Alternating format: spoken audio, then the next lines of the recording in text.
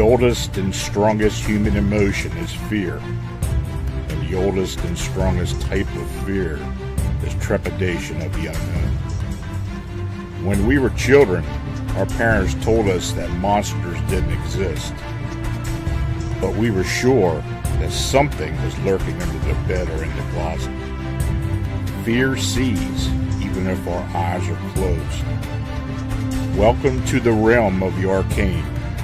My name is Lon Strickler. Join me as I examine unexplained creatures, strange manifestations, and remarkable realities.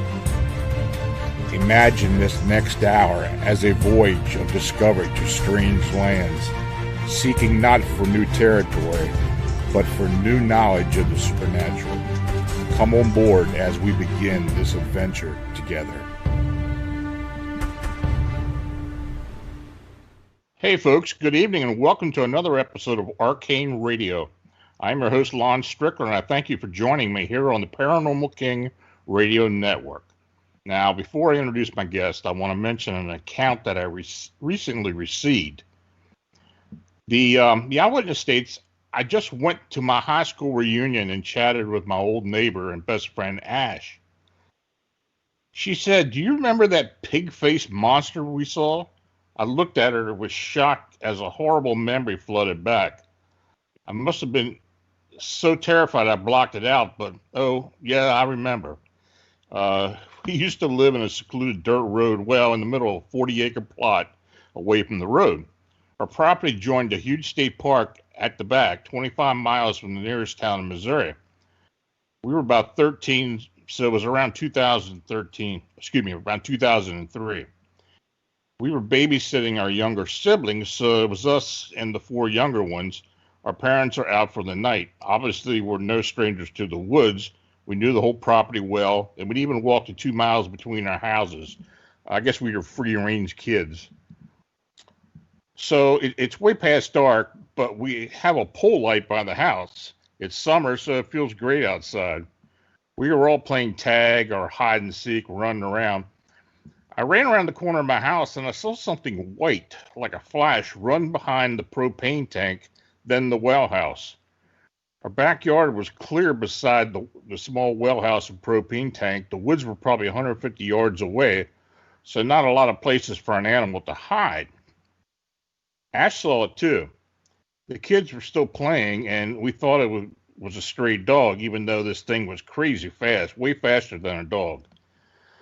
Up until that point, we had no reason to fear anything in the woods. We don't have large predators, so we're like, oh, poor dog, let's check it out. So we sprinted over around to the well house and see a crouched white thing. I remember its hands were long-fingered, and it was matted, dirty, and smelled awful.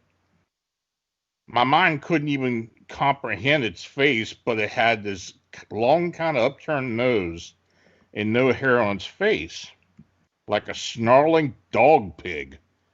I don't really remember the eyes, but I think they were black and yellow. All I know is it looked evil and inspired fear I hadn't known. Now, at that moment, we screamed and ran, and the thing dashed off into the woods as I looked over my shoulder. The kids hear us scream and know something is wrong. We scream at them to get into the house and lock the doors. I couldn't keep my eye off the back window. Like I said, I want to see it, but I had the kids to protect, so I felt like I needed to know if it was there. We were just scared, pumped with adrenaline, and couldn't even speak about it. We got the kids calmed down and to bed finally, and I talked with Ash, and she said that the same thing. I saw the same thing I did. My parents got home and we broke down, freaking out, crying, pointing to the well house. Now, my stepdad even went out there with a gun because we were so adamant about it. They told us it was probably a feral hog or we were just tired or something. We didn't tell anybody at school and never brought it up again.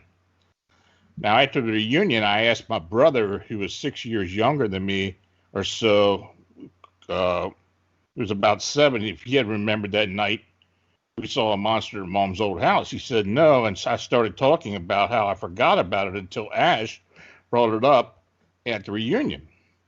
And he interrupts me and asks, "Was it white?" And I said, "Yeah." He says, Did have a face like a weird dog. I nodded.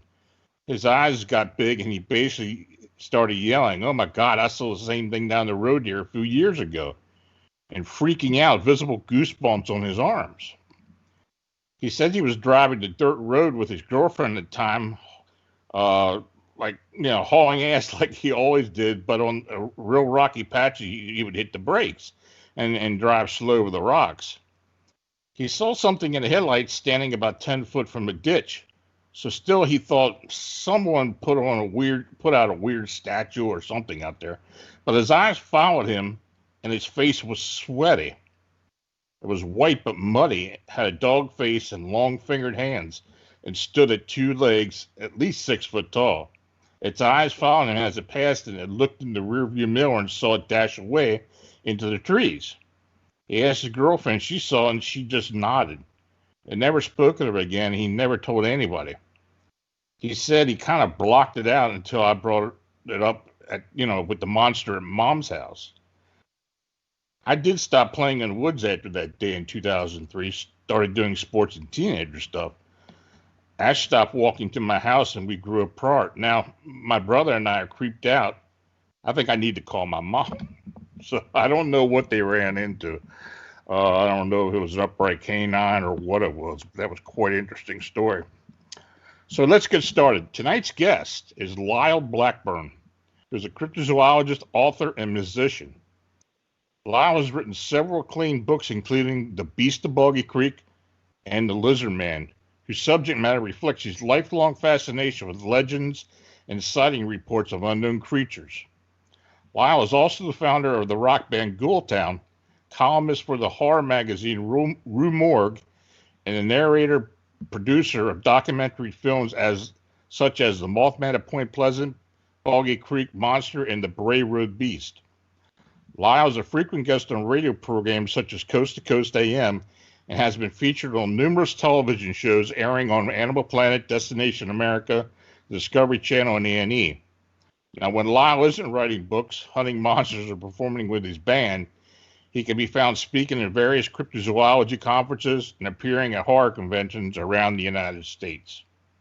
So, Lyle, it's great to have you on the show. Thanks for joining me. You bet. Good to be here. Now, could you tell the listeners how you became involved in investigating the strange and unusual? Well, probably like a lot of us, I was just kind of into the subject matter ever since I was a kid, and, started by reading books and watching documentaries and so forth. And, later in life, just kind of by happenstance, I, had grown up, I'm an adult, and I started kind of looking into these phenomenons with a kind of a different approach, what's true, what's real, and started attending some conferences and getting out there and met up with some guys who were doing some Bigfoot research. And through that process, it kind of gave me the drive to want to look into it myself. And I had always been a fan of the old movie, The Legend of Boggy Creek. Mm-hmm. And that was a kind of a infamous Bigfoot style documentary that came out in the 70s and was a big movie back then. And I live in Texas, and all that occurred in southern Arkansas, about 3 hours from me. So ended up, I was working for the magazine Rue Morgue, and I've been a writer in addition to a musician. And I thought, man, it'd be great to write a book. And I thought, well, what is my favorite subject? So I thought, man, The Legend of Boggy Creek. It's a supposedly true accounts made into this cult classic film. And so I set out to begin research, interviewing people for that book, and that book was well received, and that sort of set me on a path to continue that and start interviewing more witnesses and researching other cases and looking into things like that. And that's been going on ever since. It's almost been a decade now since I've been really actively involved in this. So you are well known for documenting the Falcon Monster and the Bigfoot activity in that part of Arkansas. Now, have there been any recent sightings and activity that you can report on in the area?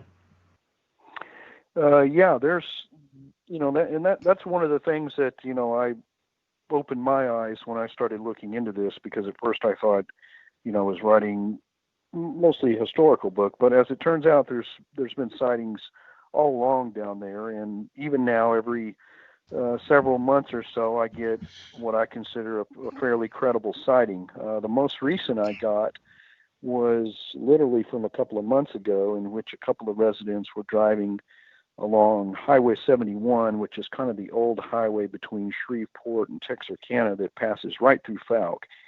And the witnesses said they saw something upright run across the road, with a few strides. It was big, it was fast, and they continued on, and they looked down to their right, which is a long stretch of road I'm familiar with, and they said they could see it clearly running down this road heading towards this wooded bayou.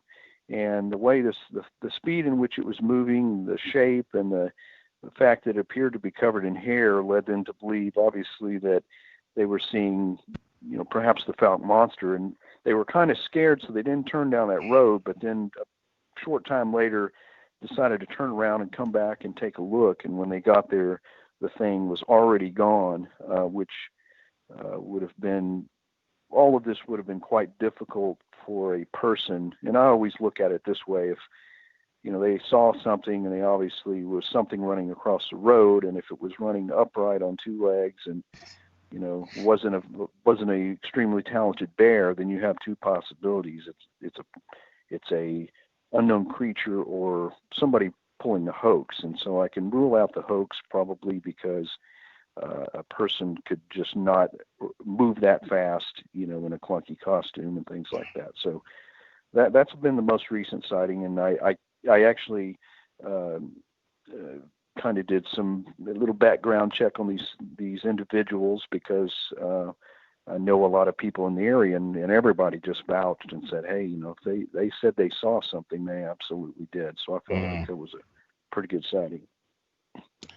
So the sightings in the Fouke area, all around that part of Arkansas, are the descriptions very similar to other descriptions you find for Bigfoot around the country, or is it something about the southern Bigfoot that distinguishes it from everything else? I think in general it fits a fairly consistent profile, which somewhat matches the reports you could find all over the country. But people that I guess get a better look or closer look often describe it as being more hairy. The hair is a little more scraggly.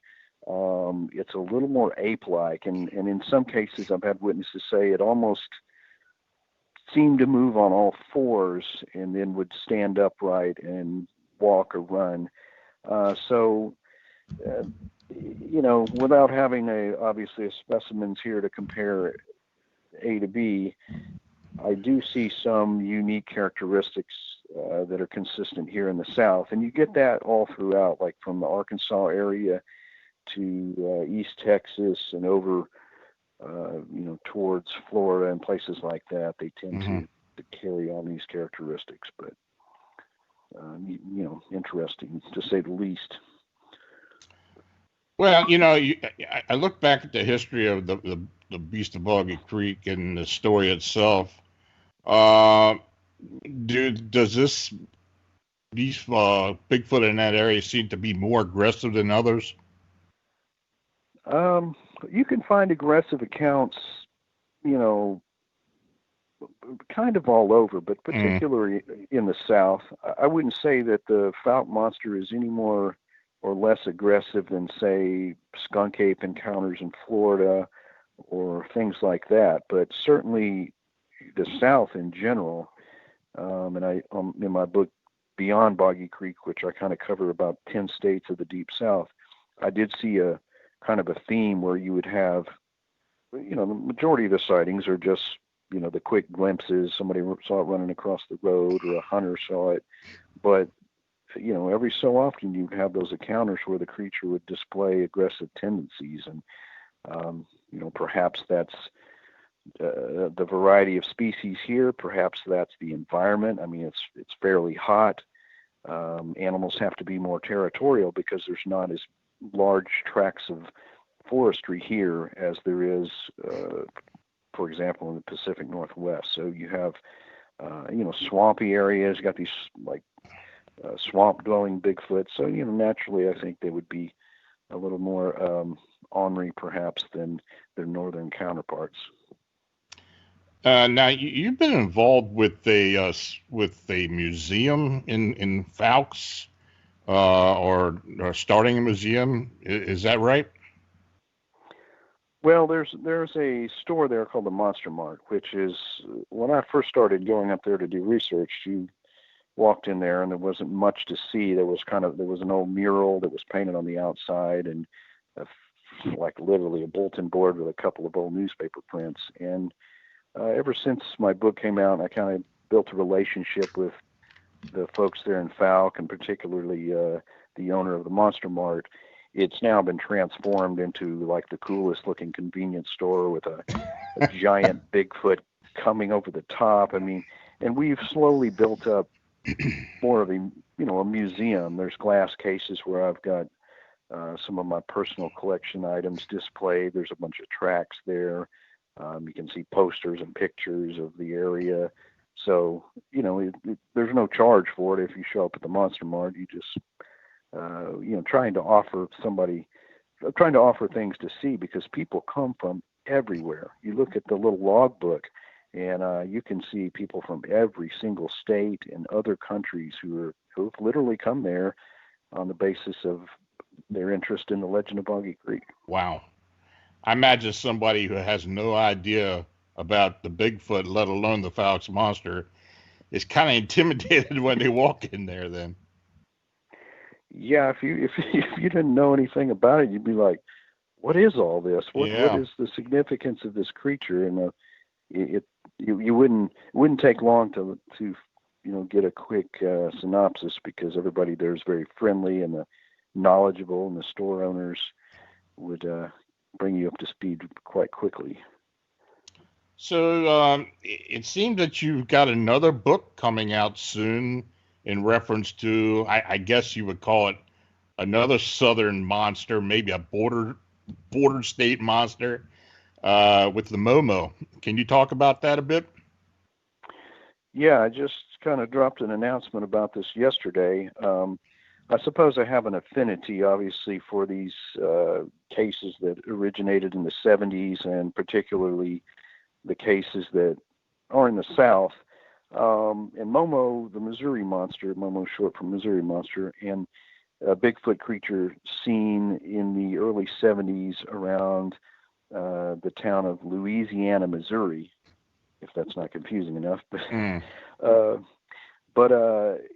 it's one that I really wanted to include in my Beyond Boggy Creek book, but there was so much to that one, and there was quite enough in the Deep South that I just couldn't do it. So I ended up making a standalone book for it, which I've been writing over the last year, and that's going to come out next year. And I'm pretty excited about that one, because I always loved the Momo case. I read a book about it when I was a kid, and just another one of those that is always fascinating. Not only me, I see a lot of people express their affection for Momo, and it's been it's mentioned here and there and that and the other, but I think I've put together a book that encompasses pretty much everything there is to know about it. And I went to the little town this summer and did some research, and took photos of the area and all that sort of stuff. So that should drop by early spring next year. That's great. Do you classify Momo as a Bigfoot type creature? Well, yes. I mean, that one's a more interesting case, because you had some associated phenomenon of strange lights in the sky, even UFO sightings, and a lot of the investigators that were on the scene literally at the time it was going on, and there was a bunch of newspaper coverage, they were all UFO investigators, which was odd, because to me, if you if you just literally look at the description from the witnesses, I mean, they describe an upright, 7-foot tall, hominid, hairy, man-like creature, which would obviously fit into Bigfoot. But because there was all this other weirdness going on, it attracted the attention of, a variety of paranormal type investigators. So, and it's fun because that case incorporates a lot of other just high strangeness, as we would call it. Yeah. And so I would, it's like any of them. I mean, it's either, I don't necessarily believe it was an extraterrestrial. I mean, I'm not saying it couldn't be, but there's other options obviously on the table, and I sort of examine the evidence or the corroborating stories that could back up any one of the theories that people have suggested. So, are you actually including the theory that it may actually be something other than an indigenous species, possibly an interdimensional or extraterrestrial? Well, yeah. I mean, I don't ever try to sell anybody on any one point. I mean, but I try to approach it in a journalistic way and say, right. Well, here is one of the theories, and obviously you've got these associated strange lights. What are we to make of this, and are they connected? And then just sort of lay out, fact from fiction, essentially, and then, but I mean, like any of these, you've always got somebody who comes forward and say, well, that was, actually that was so-and-so. He was in high school and he decided, he was going to dress up in a costume. And you always have that. And again, I have to look at that and say, okay, well, that's great. And I'm not ruling out that it couldn't have been a hoax, but the dude would have been real busy because there were sightings all up and down the Mississippi River in this time frame. Mm-hmm. And, once you start kind of putting all that out there, you just immediately say, well, how could a person even pull this off? There's too many sightings. And, the general public doesn't typically know about all the sightings because they'll read like one or two in the newspaper, and then they think that was it. There was 2 sightings, but there was much more to the story and many more sightings, and obviously a long history of Bigfoot sightings there in Missouri and Iowa and some of the associated states, which, I usually obviously like to cover and include whenever I approach these Bigfoot subjects. Missouri is a strange state. There's a lot of activity, different activity. I think I kind of run the gamut as far as reports that come out of Missouri.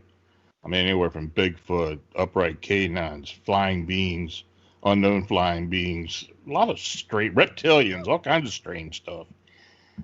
I guess it's a lot like Texas and Pennsylvania if you start stringing along some of the weird sightings in these states. Yeah, absolutely. And I did see kind of a good comparison between Pennsylvania and what was going on in Missouri, because you kind of had a lot of the same stuff where you just had every kind of crazy stuff going at once. And it was, the question is, are these related, or is it simply just an area where, there's multiple cryptids or propensity for, strange things in the sky? Who knows? But yeah, there was some definite similarities between some of those states. Well, see, that's the enigma here in Pennsylvania. We got a lot of different stuff happening at one time, and you talked about the Bigfoot and the UFO or strange lights at the same time, and over the past several years we've been getting much more of that, and there's been a lot of other stuff coming up as well. Have you received or seen more unusual reports than we had previous, say, a decade ago? I mean, something more strange, more unexplained? It seems like lately I've got more of a variety of creature reports. Mm-hmm. For a while it would be just mostly Bigfoot, but I'd say in the last especially in last year, maybe last 2 years, I've been getting, bizarre looking dogs and, of course, dog men sightings and even several reptilian sightings in places that I hadn't really noted a lot of that activity. Like, for example, Oklahoma, I got a lizard man type report. And there's weird stuff up there if you dig around, but, no one's ever, said to me that they had seen a lizard man in Oklahoma prior to this. So those, I've never heard that. Definitely. We've gotten a lot of reports in the past year from eastern Oklahoma, especially around some of the reservations, and I would say they were mostly all Bigfoot-like reports, but there have been several aggressive reports as well. So I don't know what's going on there all of a sudden, or we're just lucky enough to be getting these reports.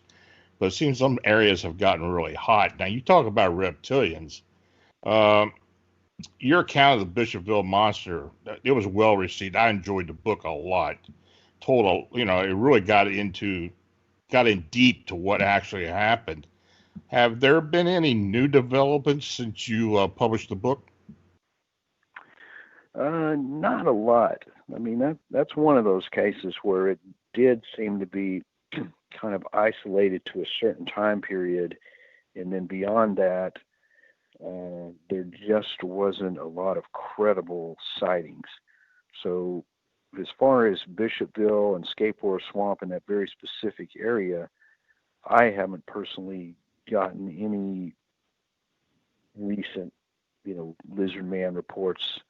There's been a few sort of bizarre things that people would report, but it was always conjecture, like, oh, well, the lizard man may have been responsible for this, but that's not the same as somebody saying, yes, I saw this creature. So I've gotten reptilian reports because I'd written the book, but they've been from all over, like Mississippi and like this one from Oklahoma. I've got some from Texas and a few other places, but they weren't in Bishopville. Now go ahead. I was going to say they actually had a Bishopville or a Lizard Man festival last year for the first time. Yeah. So that was new and had me out as a guest, obviously, but which I thought was cool. You got your Mothman festival and stuff, and it was cool that that any of the locals would sort of take that and try to work with it. They've certainly got a famous legend, and they should make the most out of it. So I would think so. Yeah, it's kind of a new thing. It's a small town in South Carolina, and that's not something that just comes around all the time. Yeah, they should take advantage of it. I agree with you. Can you kind of give us a thumbnail sketch for the listeners who are not familiar with the Bishopville Monster? Yeah, that basically started in the summer of 1988, and it really all started when the Lee County Sheriff's Office got a call from some residents that lived right outside the small town of Bishopville, near an area called Skateboard Swamp. And they said that they came out that morning and their car had been damaged, and it appeared to have been damaged or literally mauled by some kind of an animal. They saw hair and footprints and all kinds of stuff, and they didn't know what to do. So the sheriff went down there and looked at it and was a little bit puzzled, but sure enough, it looked like it was some kind of an animal, if not multiple animals were involved. And they identified some fox prints, but they also found these larger footprints that kind of led off into the swamp. And as the sheriff was leaving, some of the locals said, well, maybe it was the lizard man. And the sheriff was like, what do you mean, lizard man? And they said, well, some folks around here have been seeing this sort of,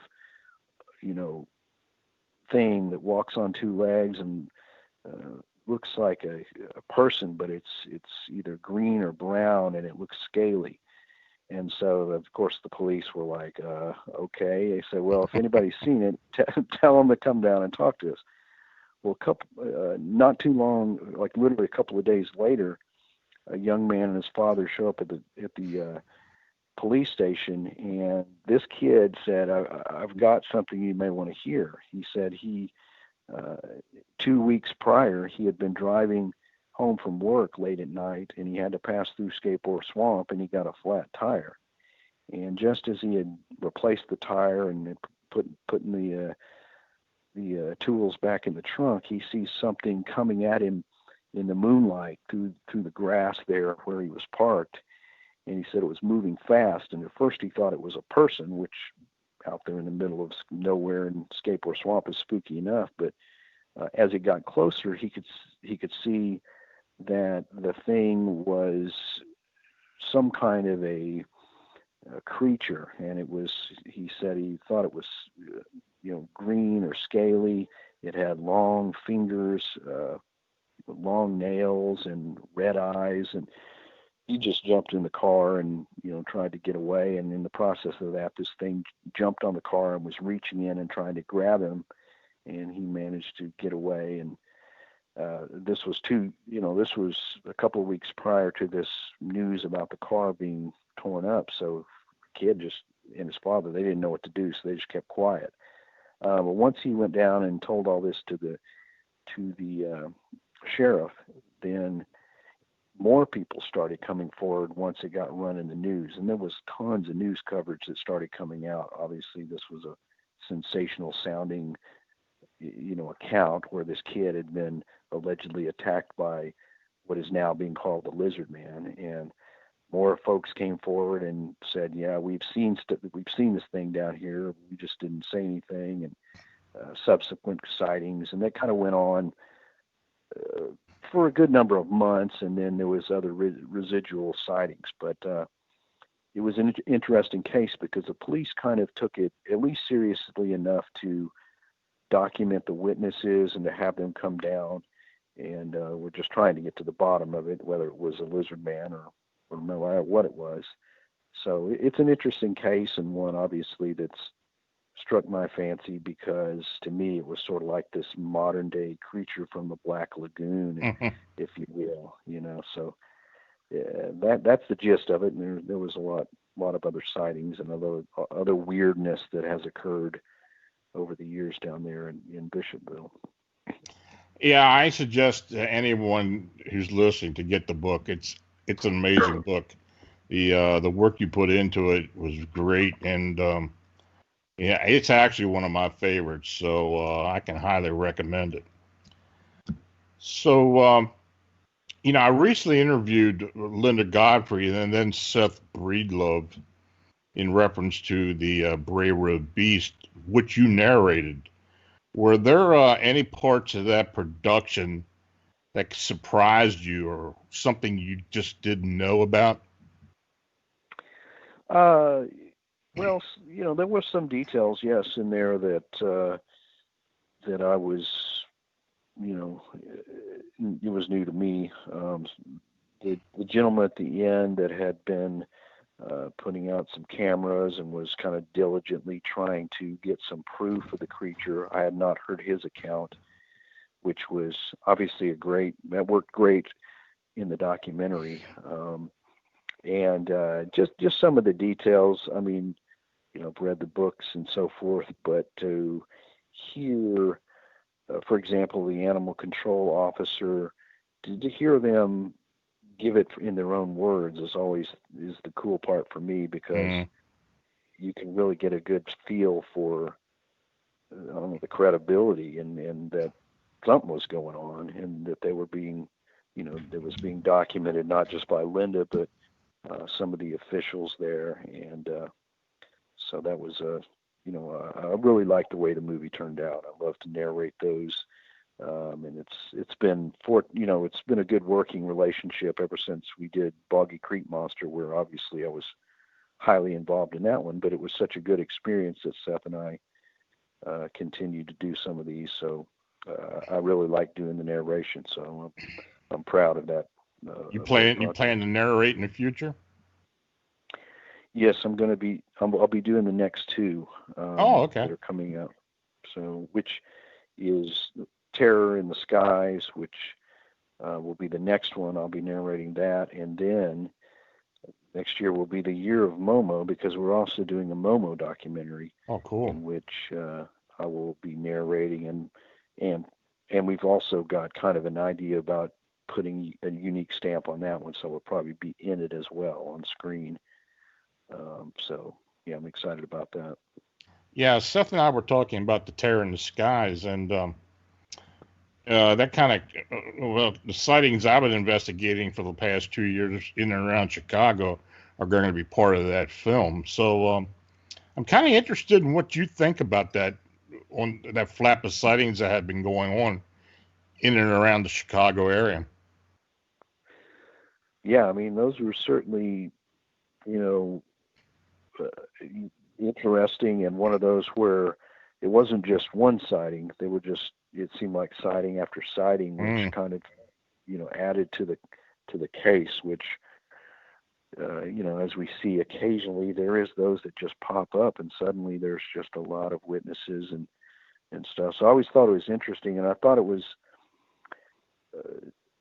unique in that it was happening in a larger city, because as you know, most of these cases are always out in the boonies, and Mothman of Point Pleasant, it's just a little town. But here you had, the big city, and you're having sort of this, Mothman-esque type of flap of sighting. So that was intriguing. And if,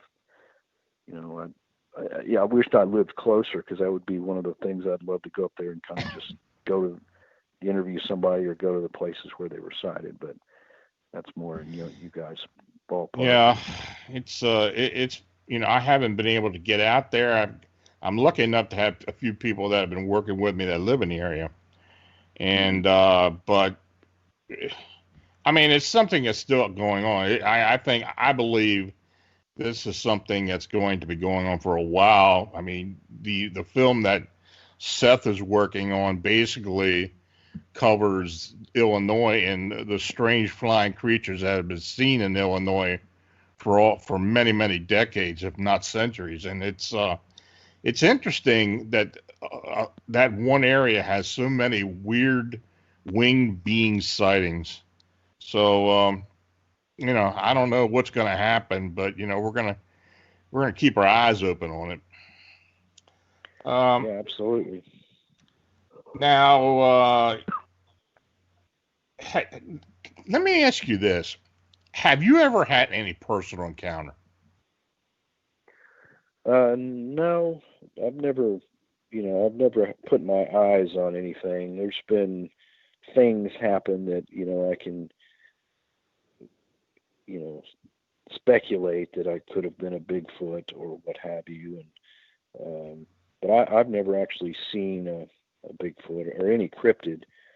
So it's one of those things, and possibly why I'm always sort of on this quest to see something. I've interviewed literally hundreds of people by now, and and I put myself in the places where people have reported sightings, but thus far no luck. I kind of joke that I just interview some old lady who was scared out of her wits because she saw something while she was driving to work or whatever. I'm like, here I'm trying to see this, and no luck. But however, when I was younger, I actually saw a ghost, which it comes up occasionally, which maybe I was kind of into ghost hunting when I was in high school. It was a long time back, but I had actually seen what I would consider to be a ghost. So maybe I sort of solved that aspect of the paranormal, and now I'm chasing monsters. Well, that's how I started. I mean, I was into early on. I mean, I started back in the 70s, but I really didn't even think much about cryptids until I had an encounter, and that kind of started it all. So I can understand that. Yeah. And let me say, well, your encounter is one of my favorites. Just that whole little case there was just, man, I've always been intrigued by that, and when you experience something like that, it can lead you down this kind of a road, obviously. Oh yeah, oh yeah. It's led me to a lot of weird things. I sometimes wonder if I'm just attract a lot of this stuff. I don't know. I think some people who have multiple encounters think that, well, they may feel like they're cursed somehow, but then they are attracted to it. Or I just felt like I needed to talk about it and learn more about it. So it's kind of spurred me on for all these years. Um, Now you're really into the horror I guess all genres of horror. You've written for Rue Morgue. How long have you written for Rue Morgue, actually? I think about 9 years now. Really? So. Yeah, and you've got a band by the name of Ghoultown. So you're really into the horror genre. Did that start when you were younger? Yeah, I mean that started from the get-go. As far, it's literally as far back as I can remember. I can remember coming home from, I suppose kindergarten or something, but the old show Dark Shadows was on TV. Oh yeah. I can recall at the time I couldn't even follow the plot, or I didn't know what was going on. All I knew is there was a vampire on it, there was a werewolf, there was ghosts, and I just loved it. And I would, watch all the old classic horrors movies that they would run on, Saturday night or Sunday matinees, and that's kind of where, within that, obviously I would see something like The Legend of Boggy Creek. I even saw the Patterson film, which that always stood out to me because, whereas I knew Frankenstein was, a product of a mask in a movie, but then you see something like the Patterson film and you think, now that could be real. I could be out there hunting in the woods with my dad and see something like that. That's a whole nother level of scary to me. So that I was kind of attracted in a way of it scared me. And so cryptids, were kind of just something that I was just totally into, along with any other horror stuff. And everything I've ever done, it seems, really most everything I've ever done in my life, including bands or writing, my writing career and everything else, has always had some aspect of, I guess, horror, monsters, or spookiness to it. Mm-hmm. Yeah, it's interesting back in the 70s and early 80s how a lot of people really started to look into the paranormal with, it started with me with the Betty and Barney Hill case and the abduction. That's what it really started for me. That fascinated the hell out of me. I mean, people actually being abducted by alien beings into a spacecraft and the whole thing. It was like, this is crazy, and I was like 10 years old when that occurred. And then with like you said, the Patterson Gimlin film, and then this TV shows like In Search of started on, you kind of, I guess people of our generation kind of worked up that, kind of progressed into it to where we are now. And it's literally blown up now, but compared to what it used to be like, it's funny. I talk about when I used to start investigating paranormal events back in the 70s. And, it wasn't, when you told somebody you were a ghost hunter or you were actually checking into paranormal activity at that point, they kind of really looked at you like you're a damn nut. I mean, it was nobody did it. I mean, there are a few, Holzer was very well known, but beyond that, it just wasn't something that's someone in the neighborhood would be doing. And, but you compare it to today, it's just entirely different. Yeah, it is funny when you look at that, with today's perspective. Now everybody, I've run across. Oh yeah, I'm into ghost hunting, or I watch Bigfoot shows or whatever. Yeah, but back then it was sort of like, I mean, In Search of was a fairly successful show, but I don't think people were just watching it. They weren't actually, hey, I'm going to go in the woods and look for the Honey Island Swamp Monster because I saw it on there. They just watched it. Now the shows kind of inspire people to literally go out and try it themselves, and it's fashionable and cool to do it. But yeah, back then it was people thought you're nuts. And I mean, I'm with you. All that stuff. I remember watching. I guess I saw that Barney and Betty Hill abduction, I guess as part of a documentary or something way back, and that just freaked me out. I mean, it scared me because I thought, man, what, that just seems so frightening. So that was the same kind of stuff that kind of got into me at an early age, and was just fascinated with all of it. So I got a question in the chat room. Now, this is in reference to the Phelps monster, the Bigfoot in Arkansas. Over many years, these creatures have shown commonalities in staying out of sight of us, such as hiding behind trees, belly crawls, staying camouflaged, etc. So, in your opinion, why do you think the Phelps monster of the early 70s was so opposite in showing himself and displaying such aggressive behavior, like the attack at the Ford's house?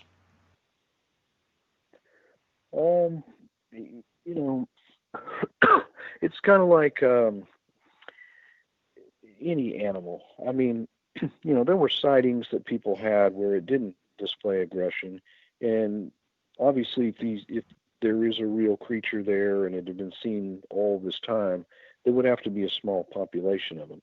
And like any animals, you could have individuals within that were just simply bad apples. They were aggressive, or they felt threatened in some way. And like the Ford house, they had a little dog in there, and we've seen cases where Bigfoot-like creatures have allegedly killed canines or gone after them, or gone after livestock and so forth. So it's possible that whatever this thing was attracted to that dog.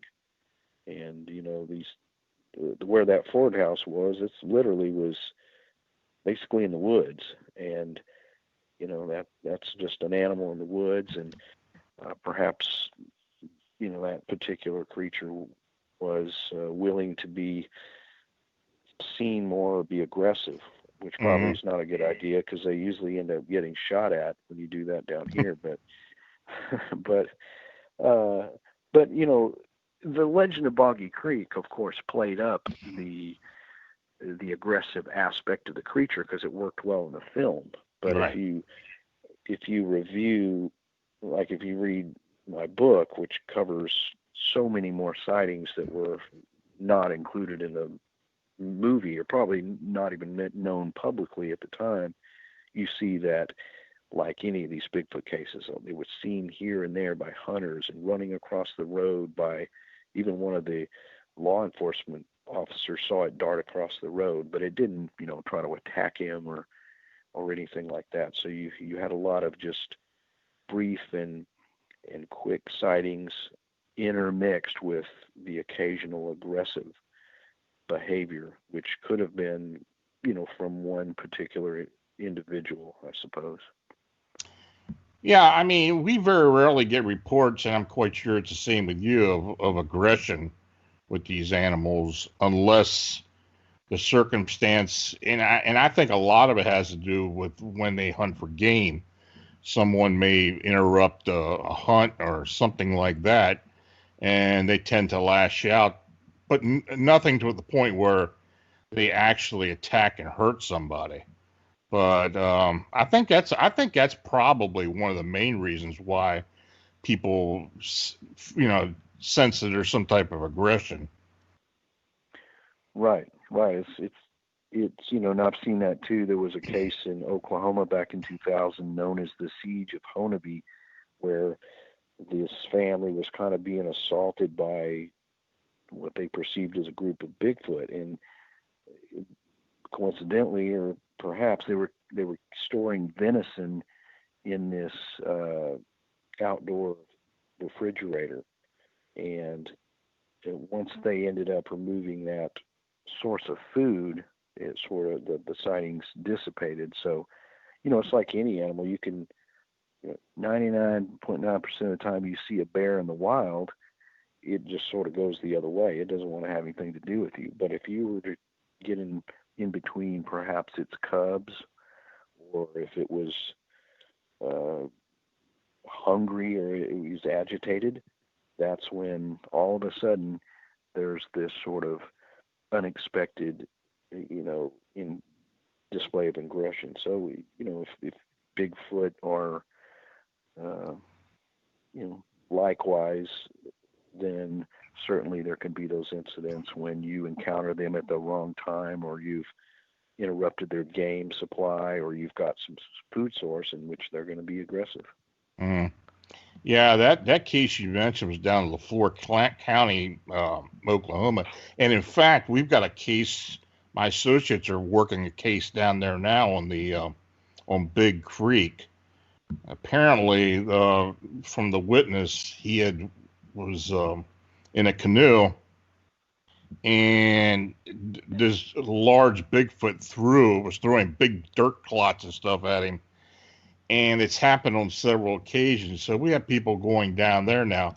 Unfortunately, it's on reservation land, and we're having trouble getting permission to actually go on the land itself. So I don't know. I hope something comes of that, but there have been a lot of reports down there, and that, this is, Oklahoma's well known for a lot of these weird Bigfoot cases. Yeah, that's one of those that would probably surprise a lot of people to hear that Oklahoma has so many encounters, and they're primarily in the eastern portion where you have a lot of hills and mountains like Ouachita Mountains, which the Kiamichis, where Honolulu is a part of that, and all that area. Just a ton of Bigfoot sightings. I mean, I could go up there and throw a rock at somebody and they've probably had an encounter. It's crazy. And when you drive up through those hills too, it's almost like Willow Creek, because you see Bigfoot bookstores, you see cutouts of Bigfoot. It's just crazy. And you're like, this is Oklahoma. Like, that's right. Who would ever thought Bigfoot, is so big? But man, it's a hotbed. Yeah, there are a lot of sightings, a lot of stories have been coming out of there. So, how's the band doing? I mean, I know that you've been involved. You've been cutting more recordings, and that you've actually have been doing music for films as well. Yeah, the band, it's become something of a juggling act, because when I wrote the book, I literally just took a break from the band just to write that Beast of Boggy Creek book, just because I wanted to, and I didn't realize that would turn into something, to this magnitude. But and I have a good time writing these books and investigating all this stuff, and doing the films. So, but the band has a good fan base, and we've tried to put out an album every 3 or 4 years, and we just play big shows now. I've spent most of my life in a band, so I toured, and I was kind of tired of that. But we did some shows in the UK last year, which were great, and we just kind of do festivals and bigger shows and just do what we can. But it's certainly, I don't know. And then I think in some ways, when I got on TV shows and stuff, it exposed a whole new batch of people to the band that probably would have never heard of it. So that kind of helped the popularity, just to bring in some additional fans that, liked it. They just probably wouldn't have come across their radar. We're not the radio hit kind of genre. So that's been a good thing, is to kind of put these two things together. But I still do the music, and I still like the music. So it's sort of Yeah. like one of them's a day job, and one of them's a night job. I'm not sure which is which. Yeah, I guess it can get confusing sometimes. But, you know, that's right. It can't hurt when the lead singer's on TV a lot. So I guess that's one advantage to it. Yeah, absolutely. So, you know, it's all worked. It's worked well, you know, and it kind of, like I said, I was kind of the point where, you know, I didn't want to tour so much anymore. You know, got a family, and, you know, that's all great, but there comes a time when, you know, it just came at the right time, because the cryptid stuff, you know, I do a lot of events and stuff, but I'm not, you know, I can kind of go do them on the weekend or fly there and fly back. I'm not bringing an entourage of band and stage managers and equipment and the whole deal. That gets, you know, unless you're Kiss and you can just show up and play or whatever. But otherwise, it's a lot of work. So, how can people get a hold of you, get your books? I know you've got the new book coming up, and what other things are going to happen for Lyle Blackburn in 2019? Well, it looks like it's shaping up for a busy year again, with the Momo book coming out, and then I've got various appearances all over scheduled all through the spring. I'm also working with Pamela Pierce, which is the daughter of Charles B. Pierce, the director of The Legend of Boggy Creek, and we've been working we found a print of the movie and are restoring it in 4K for a release on Blu-ray. We're going to do some premieres of the movie starting in Texarkana next summer, and then around various spots. The restored film looks just absolutely amazing, and so I've been working with her on that in addition to everything else. She, you know, doing the movies next year with Seth, and some band shows. So yeah, I mean, pretty much got my life planned. And yeah, if people want to check out what I got going on, just go to lyleblackburn.com, LYLE Blackburn.com, and that's got links to everything. My books, you can buy them from my online store, or you can get them from Amazon, Barnes and Noble, ebook on iTunes, the whole thing, whatever your taste is. And Ghoultown music is available everywhere finer music is sold, such as iTunes and Amazon and Bandcamp, or wherever you'd like to purchase it. So that pretty much is the gist. Well, Lyle, maybe you and I will hook up one day. You know, we've talked for years and that we've never met, but I look forward to the day where we can kind of sit down and talk about things. And I look forward to your new book. I'm definitely going to get it. And maybe I can have you on after that is published as well. Yeah, absolutely. We'll do that. Yeah, hopefully we can meet up. That's been one of the pleasures in doing this is, you know, there's guys like yourself that eventually we do some events, or I get in your area or what have you, and we get to hang out. So I look forward to that. I do as well. So Lyle, thanks for joining me. You have a good evening, and we'll talk soon. You bet. Thanks so much. Take care. Listeners can now show their support for Arcane Radio by becoming a patron. Simply go to phantomsandmonsters.com and click the Podbean, patron banner. Arcane Radio also accepts direct donations on the website. Now, if you have an unexplained encounter or sighting, feel free to contact me through the Phantoms and Monsters blog site. I want to again thank Lyle Blackburn for joining me this evening, and I want to thank you for listening to the show. Good night, and have a great weekend.